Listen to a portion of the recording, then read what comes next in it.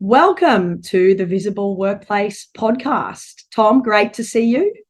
And you, Anna, you're looking very glamorous today. Hair out, getting that. If you've got this long blonde hair, why not show it off, I say. Perfect. So today, Tom, we're talking as usual about all things workplace with particular emphasis around transparency and the benefits and the impact that come with having a workplace where you can see the work and do the work, and everybody is on the same page. So today's topic, we're really focusing in on positive feedback. So a great topic to just talk in and around. Tom, I want to start with mentioning that I was telling my husband about the positive feedback today, and I ran by him quickly. How much positive feedback do you get as a property developer in the property industry? And he said it's entirely lacking, zero positive feedback. And my question to you, Tom, is, let's delve into some of the ramifications of that before we talk into, obviously the benefits of positive feedback and a transparent workplace. And I will add, lastly, that he did admit that he really yearns for some positive feedback occasionally. Isn't that interesting that he yearns for it? It'd be nice to have some feedback, and yet, what do you say? It was totally absent? Entirely absent. Entirely absent. I mean, to me, we've almost got three classes then. There's a positive feedback, there's a negative feedback, but then there's also this interesting one that Jared, your husband, Yes. brings up, absent feedback. And these three categories of, to me, it's an interesting way that our society is set up in terms of, do we speak about it? I think that the overall idea is quite common, that people are like, hey, positive feedback really helps. But in terms of actual experience, then at least we've got one area, which is property development, which is absent of feedback. But I'm fairly sure that it is more than just his business area that struggles with this. Personally, my workplace as a GP, it was wonderful to receive on Christmas Eve as we were heading into the break. There was an email that went out from our practice manager, and it said, "I just want to thank you for all of the great work that you did, that you're making a difference, even if it's not apparent, if it doesn't seem like it." And that kind of goes into this absent feedback, that often we're operating without feedback at all. And this is I'm curious from a psychological perspective, sort of what do we know, or how did it play out are there any studies around feedback, and what does it do to people? Before we get into any research or statistical data, first of all, I want to mention that my experience at my workplace is in complete opposition to Jared's experience. And I'd love to talk a little bit about that. But just getting back to Jared's predicament of absent feedback, and you talked about that beautifully with the three types of feedback. I think two things that really come out from that. One, he's not getting any recognition at all, so he's not going to know where he stands at all. Another thing that I think is really important, and this does link to psychology, is there's no social connection. The social connection comes from the conversations around where everybody stands, and positive feedback plays really beautifully into that, because often people can be misinterpreted, misunderstood. It's easy to think of somebody being disgruntled, unhappy, lazy, uninterested in their work, not dedicated to their work. All of these things apply. They're just perceptions, and this is the psychology. But if there were more conversations, particularly, feedback, I think people would have a much greater understanding of not only where they stand, and also a social connection, which is really important in the workplace. Well, from that perspective, it's almost better to have negative feedback, which I think maybe a lot of people might have fear around or scared of receiving it, but at least you know where you stand. At least you're like, oh, okay, yeah, I messed that up, or I can do that better. Thank you for letting me know. Versus this absent, I don't know where I am. I'm not getting any information to let me know whether I'm on track, off track at all. And I think that is a difficult place. It reminds me very much of that insight that you had or shared with us at the end of the last podcast, which was around accountability. By being able to track, then the opportunity came for you to know where you were, for your boss to know where you are. And then also with this feedback idea, again, it allows the ability to say, hey, I'm on course, I'm off course, not just from your perspective, but also from other people in the workplace. We can all see, oh, wow, look at that. That's a great job. And having that feedback, I mean, the positive feedback really does seem to provide hopefully further inspiration, further motivation, or not motivation, but confirmation that I am doing a good job, that I'm valued in the workplace. I want to be part of this workplace. We're working together, as opposed to the no feedback at all. I don't really know. I'm not feeling confident. I'm not feeling happy.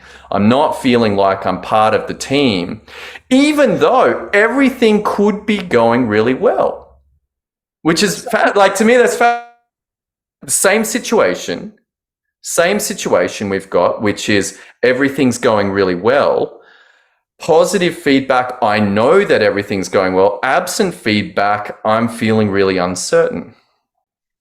So essentially, either way, whether it's positive feedback or negative feedback, it is creating an opportunity for discussion, for review, for improvement, and for people to feel, the weight of the world off their shoulders.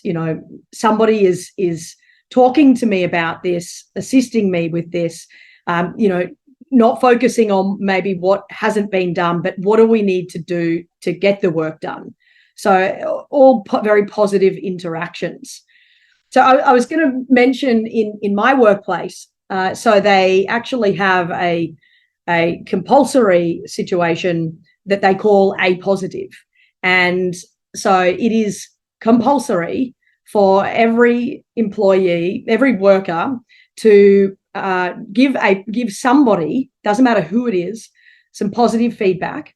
And it not only has to be mentioned to that person, ideally face to face, but if not that, via phone or email, but it's also sent to an email account, positive at the name of the company.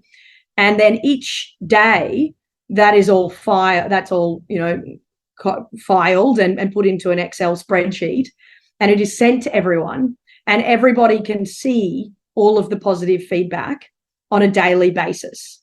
So this is something that at first I was very skeptical about. I was thinking, wow, this is extra work. What if something positive hasn't happened? What if I don't feel like sending an email? Or it just, at first there's all this concern around it. But then actually doing the process, coming back to research, psychology research, the research says that by giving positive feedback to somebody makes us feel happier, more meaningful interactions, and, like we're doing positive, productive work. And that's the exact impact that it had on me from the first time I sent this positive off and told that person. What an amazing feeling. So, to compare that, so now I've sent off, I'm now sending off several per week, and they're not necessarily aligned to work that's being done.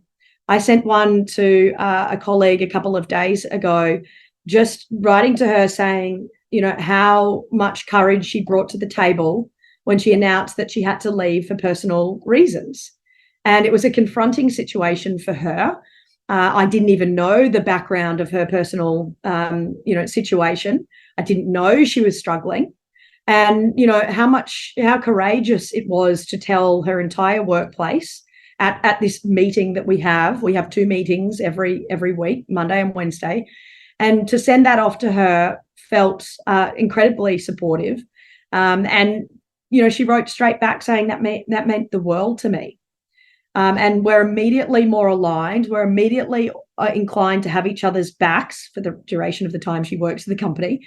And, a little bit of social connectedness. Exactly. We're humans. We're not robots. We're humans. So, that's an interesting, routine that we have going, and all of these positive things are coming from it.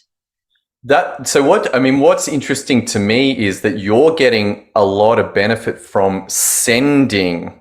That positive not even feedback. Receiving. Not even receiving, but the sending of, hey, I just want to recognize that what you did took courage, and I just want to let you know that was a powerful experience.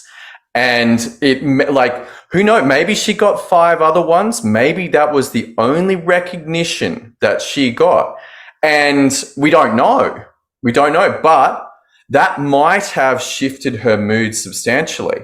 She's like, oh, I've just been through this really stressful experience. She receives this positive feedback from you, and it alters the reality in a way. It's like all that stress and fear and worry that maybe went in beforehand, this recognition, she's gone through the event, but then it's like, oh, wow, I'm so glad that I did that.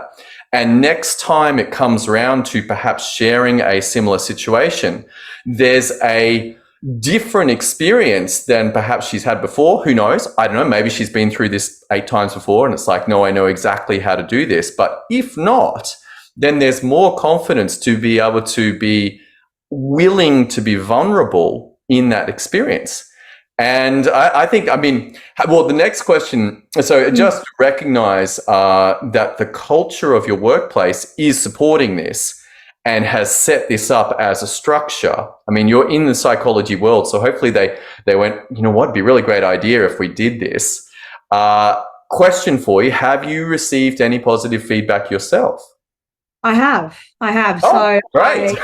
Yeah. So just for anyone listening, I'm new to this job, so that's why this might be only happening on one instance or twice, 2 or 3 times. But so on my first week there, which was last week, on day 3, I attended a medical case conference with an occupational therapist.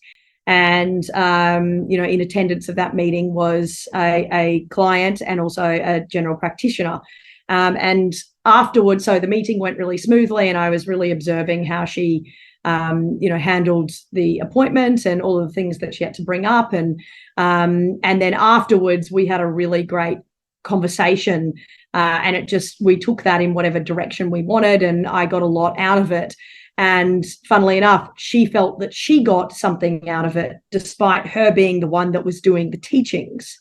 So even in that experience, she was developing her skill set.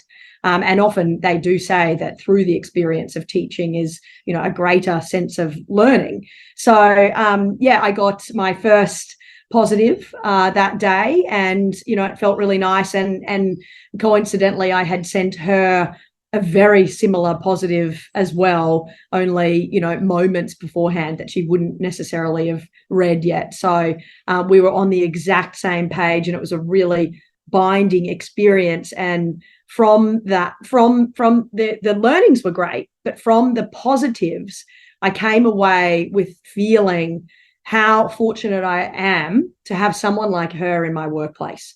We got to know each other better, and we were both grateful for each other, and an appreciation, was evident for each other.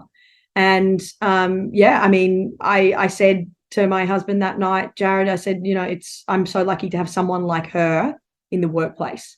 And that experience has happened to me a few times in the last couple of weeks. So it's opening the door to truly, understanding each other better as well. As I said, there could be assumptions about people. You don't know what's going on in their life. And that positive, the email and telling them this, ritual that's in place, this structure creates, social connection and getting to know each other, and the assumptions move to the side, and we can all work together and have each other's backs. And, I know if I have a problem, she is going to be open to helping me and supporting me through whatever I'm going through. Yeah, it feels to me that by having a culture of regular positive feedback, that when there's a difficulty, that there's already a, let's call it a bank account of gratitude, of positive feedback, that if we have to make a withdrawal to deal with the situation, that the bank account's not at -7 before we begin. It's already at 15. It takes 3 because it's an awkward, difficult situation. We're still at +12. And then the next day it rebuilds and rebuilds week after week. And hopefully this is a very different experience than either like when that negative experience has to happen, it's happening on a background of trust, of vulnerability, of gratitude.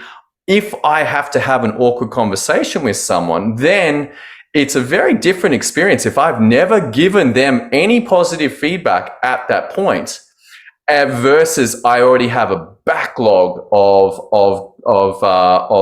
passing on those things to them. Hey, I saw you doing this. I saw you doing this. I want to recognize you for that. Well done on this particular experience.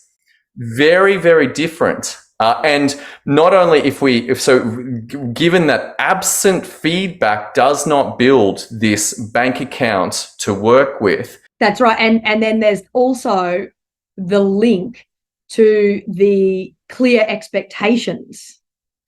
So you've got the positive feedback, which is building the trust and the rapport and the connectedness. And then you've got the transparency as well and the clear expectations, because without them, again, the person is going to feel, lost, frustrated, anxious, stressed. So it's sort of like this symbiotic thing. There's the clarity and the transparency, but there's also the feedback, and they sort of feed each other. I like that. Yeah, right. There's not only the positivity, but also the actual feedback as well. It's like, oh, I'm doing a good job. But I could still do it this way and improve it. I'm almost ending up in a loop of positive feedback for my own mind, where I'm feeling like, okay, I want to keep doing this work. I can do it at a higher standard. There's an internal reward. I wonder whether there's a dopamine kind of experience in terms of a hit for the brain. It's like, hey, I'm on track. I'm doing a good job. And obviously our society's had a lot of hacking of the dopamine system through the apps that, like social media clearly hits dopamine, a lot of addictions around dopamine release. But here is a positive dopamine release, like the system is designed to do. Hey, I'm on track, doing more of this.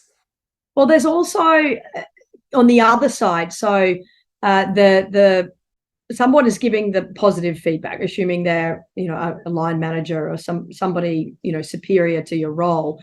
But if they're doing that, there's more ability to be vulnerable in terms of telling them where you're at. So, so I might be able to be honest in telling them that I'm not across something, but, it's not necessarily I'm really feeling judged. You could put it in a positive spin, and their reception to that is important as well. So, it's the feedback from both sides, positive feedback from both sides. I might, for example, tell my manager that I really struggled with a phone call to, a case manager at another company. I'm new to the role. I wasn't across the terminology. I'm not sure, but I'm not telling them in a way of, I've really let you down. I'm being vulnerable. I'm being honest. And how that's received is really important as well. The way I'm telling that is important. It's positive, and then they're likely to receive it more positively as well. Well, their feedback is, well, Annabel, at week 2, the expectation is that you wouldn't be across that. So you've handled that as well as you could. Instead of what you didn't know what to say. And, someone launching into you. So I feel like the positive feedback isn't always just, hey, you did well on that task. It's how it's communication both ways, which kind of brings me to, I think, when it comes to positive feedback, there is the communication, what I'm talking about. There's also the systems and the software. So there's the two parts of it, because you're not forever going to have the opportunity to be talking throughout the day. So, I suppose, you're Tom, you're really across software and systems, but, talk about how the software could be a positive provider of feedback as well. Because you can't always interrupt your manager and, bring communication to the table. Well, it's interesting. I mean, my first introduction to this idea really came through a program called Wake Up Warrior. And the leader of that is Garrett J. White. And he came across this idea because he was struggling pretty badly with his marriage. Communication had broken down very severely, and he didn't know what to do. And I can't remember, could have discovered it, but he's like, okay, I'm going to send a positive message to my wife every day. Now they're in a place of great disconnection. And I believe from memory, for 30 days in a row, he did that, and she did not reply once. Which is it's like, whoa, okay. Now, I was just about to say, what wonderful conflict resolution, but well, presume, they're really struggling, and he's like, well, I don't know. It's just like, so, I mean, even just the persistence to continue with this, I presume there was some sort of mentoring or where it came from, but to stick with 30 days of zero feedback is pretty impressive to me. It's like, okay, like clearly in the doghouse. Yeah. But anyway, eventually his wife responds, and they start building from a very negative bank account. Let's go with this bank account idea all the way back through neutral to positive, and their relationship expands wonderfully.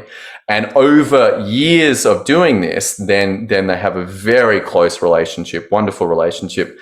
But this began with this idea of a daily, essentially positive feedback, gratitude, thank you, appreciation, honoring, these kind of emotions, which took a lot of maturity to me to be able to enter into that experience, not knowing how it's going to go and not really knowing what the feedback's going to be from his wife, but it worked. And then he built that into, well, let's do it daily for a person in my life. Now, the problem is receiving daily is quite a lot. It's quite a lot. And this was a problem that opened up over time. And in the end, it's like, okay, what I'm going to do is choose two people in my life and let them know that I appreciate them, I honor them, I love them. And by not being continually the same person over and over and over and over, we can spread the love, we can spread the gratitude. And from a software point of view, I can track that. I can press a button and say, yep, I did that. Yep, I did that. And this builds a foundation that really is very different from one where that's not happening. So I think there's a couple of things. One is the daily habit. One is the sending out, not requiring, like I don't have to receive anything back. And then a tracking to say, hey, I did it. And it's weird that this button pressing is quite a rewarding experience from my perspective. I'm like, oh, that's pretty much the system that I have going on at work. Right. So, but when you're talking about it, from Garrett's perspective, and that's a personal situation that you were talking about. There was the commitment to doing it. And that, first of all, led to every day I think the problem with every day is the receiver starts to question the authenticity. So if we chill that down and do it twice a week, and then, as you say, add in the pressing the button, the tracking of it, there's something in that as well. And this is all contributing to continual improvement in the relationship. Well, yeah, I think the daily receiving is difficult. But hopefully I've got enough people in my life that I can find more than one person or two people where I'm not just bombarding them. They're like, gee, this is getting a bit much. But between family, friends, work colleagues, there generally is enough. Hopefully for people, if they can't get to maybe, I don't know, 10 people or 5 people, then I don't know. That to me is concerning. It's like, Yes. you can't think of 5 people that mean something to you in your life. But, it depends how you want to play it as well. But I mean, for me, like, giving with 3 children, I've immediately got twice a week to each child, then I've got 6 spots filled, and it can be really interesting. We were playing Monopoly, and Hamish did really well and won and loved it, and Pip wanted to win. I could tell she really wanted to win, and they've never played before, but I wanted to support her in the way that she responded with that game. So I just want to say to her, hey, I had a really great time, and I thought you played really well, and I want to do it again with you, and it was a great experience. So positive feedback. It's a positive feedback for her. And then I think next time we come to Monopoly, then there's a trust that hopefully, if depends how it plays out. If Hamish keeps winning, it's like, dude, well, what is your secret? Yes. But also, if Pip has a win, then there's also, it's like, okay, great. I'm not carrying a negative experience because I didn't win. That I want to be in the game. That's right. And the dynamic between a parent and a child, that positive feedback has not only encouraged her, that told her that you had a great time playing, as they're the words that you spoke, but also there's an underlying message of you can have a great time and not win. Therefore, she doesn't have that pressure on herself of this is only a good experience if I win. It only matters if I win. She walks away knowing my father had a great time and I didn't win. I had a similar situation with Hamish learning surfing as well. I mean, have you tried surfing? I've tried it twice. Both times I found it extremely challenging. It's so hard that I could only just get literally my feet for a tenth of a second onto the board, and I would come off every time. I didn't have whether it was the timing right or the strength or the balance or whatever was off. I just kept on coming straight off. And then at one particular time, I was not on the board. I wasn't trying to get on the board, but a series of waves came and just kept dumping me. And that's when I exited. And I was like, this is ridiculous. I'm not enjoying this one bit. I'm out. Yeah. It really is a very so much stronger than me. and let's frame this up. You're a very good sportswoman. It's not like your golfing skills are excellent, but surfing is that uncontrolled nature of it, the difficulty of it. I was quite aware of those, and then Hamish was hearing me speak to a friend about the flow moment that comes when actually able to surf. I mean, I had been trying for about 12 years before I had a private lesson, and the guy's like, your back knee's going down, you'll never be able to surf. You have to land on your 2 feet. And I was like feeling a little awkward around this experience because 12 years of trying, and I'm like, I've been doing the wrong thing for 12 years. Trust me, there are days on the golf course where I feel that if only I had this had come to me, so many years ago, where would I be? But that's the way it goes. It's the way it goes. Yeah. If I had, yeah. But I knew, it's interesting for me because I know about these things with what it's like. And so I was talking to Hamish and I was like, hey, buddy, this is a difficult thing, but why don't we just aim for landing on your feet? And if all you can do is get up on your feet for a split second, just the same as you did, but that's what we're going for. And he got up 3 times on his feet and fell off, and he got up once and got a surf in. And all 4 times were just this beaming smile. And that same experience could have been very different if there's no, hey, what are we up to? But I think as we're walking back and just discussing the whole thing, and he was just so happy with what could be considered a total failure. I didn't get up at all. I did get up once. I didn't get up 4 times. But instead, I got to my feet 4 times, and that was what he was taking away. A very positive experience, and I'm feeding that back to him. I'm like, wow, buddy, I'm so proud of you. That was awesome. And this enables, hopefully, the next time around, an enthusiastic experience, because it may not be a good experience. Surfing's hard. Might have. It's very hard. Yeah. And I suppose I don't actually recall the conversations that I had after my surfing experience where I pretty much put it to bed. But I dare say there wasn't positive feedback.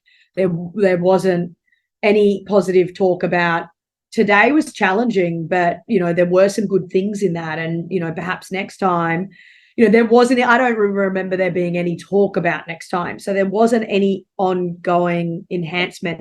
That's where the surfing ended. The surfing journey ended.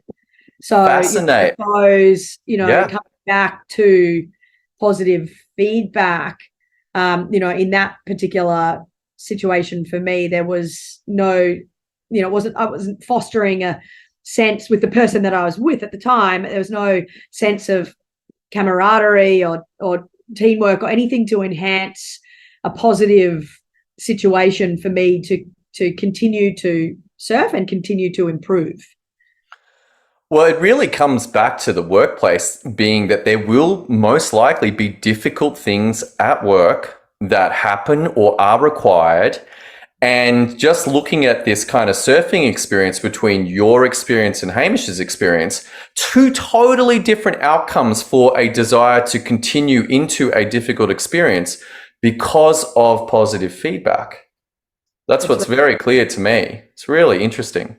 Yeah. Well, I think also just the involvement of, talking and, feedback, whether it be positive or negative or whatever, talking about it is where the magic probably happens. It's the lack, coming back to Jared and the absent feedback is where I think most damage is done. You just don't know. He doesn't know whether he's doing a good job, a bad job, doesn't know what the outcomes are. It's lonely. It's not a great experience as a human being. And well, we have the negative bias as humans as well. So if you're relying on your own, your judgment of yourself and the work that you're doing, the job that you're doing, we know that we have negative automatic thoughts that are going to far outweigh our positive, assumptions of ourselves or, thoughts on how we're doing. So it's not a good method for, gaining an accurate idea of how you're going, going forward in a workplace. Well, I think the takeaways from this episode for me is the importance of positive feedback, the benefits of positive feedback, which we've clearly seen, but also both in the daily deposits from my training with Wake Up Warrior, but also with your workplace. These are both structures that allow or almost guarantee that there's ongoing positive feedback in the workplace. And the question therefore is, well, for Jared's situation, how does he begin to institute that? or if you're in a workplace that doesn't have any structure right now, what do you want that to look like? I love the idea of the conglomerated email where you have to CC in that email, and then we look at the end of the day or end of the week, and there's just this there's a lot of positive experiences that I'm now aware of. Because if I just receive the one or give the one, that's one thing. But if I'm in a workplace with 30 people and I log in and I see 30 or 40 positive feedbacks every day, that really reinforces that I'm in a great culture. So I think this structure is very, very powerful. Great work from your workplace. Yeah, it is. I feel extremely fortunate. And I think you've articulated that really beautifully. I suppose to end, the psychologist in me, wants to, bring up just in terms of general wellness and mental health, this is important. There are many benefits, in terms of, health benefits and better health outcomes, and they're well demonstrated in the research. If we're all committed to the more holistic side of the workplace, which includes positive feedback or feedback in general. And I think, by introducing, whether it's emails or, a system around feedback, I think everyone has a much better chance of not only being productive and happy in their workplace, but just happy and healthy in terms of, general health and well-being and mental health. It's positively contributing to the workplace that makes work feel meaningful and us as humans feel meaningful. And I think that's so important to come home at the end of the day, having been at work, and it's like, that meant something. I made a difference. It's very, very helpful in terms of internal self-esteem and general enjoyment from life. So important. All right, Anna. Well, that was awesome. If you are enjoying this podcast, then I invite you to subscribe.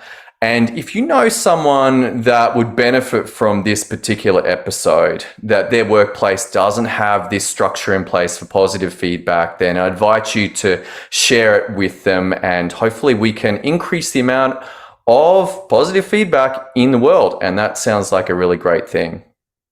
I'll be sharing this with my husband, Jared, for sure. But yeah, thanks for all your words of wisdom today, Tom. And I'm really looking forward to the next episode.